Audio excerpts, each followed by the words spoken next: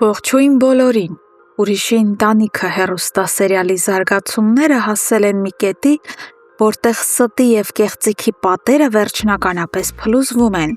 իսկ մեր հերոսները հայտնվում են կյանքի և մահվան, ինչպես նաև ճակատագրական բացահայտումների եզրագծին։ Ամենածանր և ողբերգական իրադարձությունները ծավալվում են հիվանդանոցում։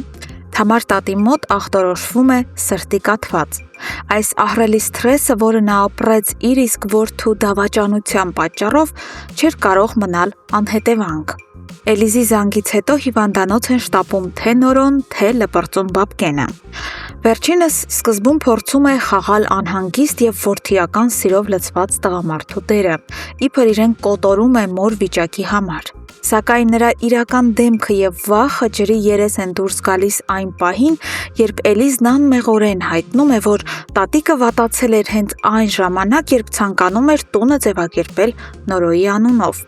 Բաբկենի գլխում ամեն ինչ պարզվում է։ Նա հասկանում է, որ մայրն արդեն տեղյակ է բնակարանի գրավադրման մասին։ Այդ իսկ պատճառով, երբ Նորոն առաջարկում է նրան մտնել հիվանդասենյակ և տեսնել մորը,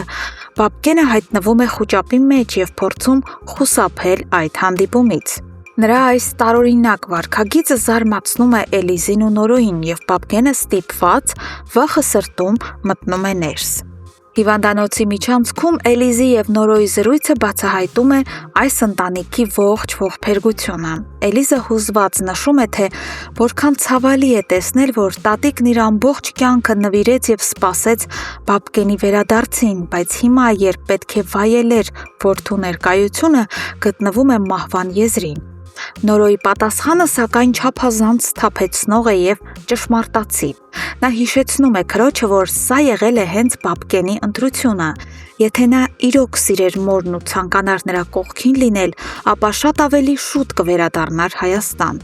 Նորոն վերջնականապես կորցրել է հոր հանդեպ որևէ պատրանք։ Մինչ հիվանդանոցում պայքարում են տատիկի կյանքի համար, Մագդայի կյանքում մոտենում է փոթորիկը։ Նա վերջապես որոշում է տրվել գայթակղությանն ու զանգահարում է Հասմիկին, հայտնելով, որ պատրաստ է հանդիպման։ Հասմիկը, ով իսկական մանիպուլյատոր է, փորձում է խաղալ Մագդայի նյարդերի հետ և սկզբում ձևացնում է, թե այլևս չի ցանկանում հանդիպել։ Մագդան արդարացիորեն զարմանում է այս անհավասարակշիռ պահվածքից։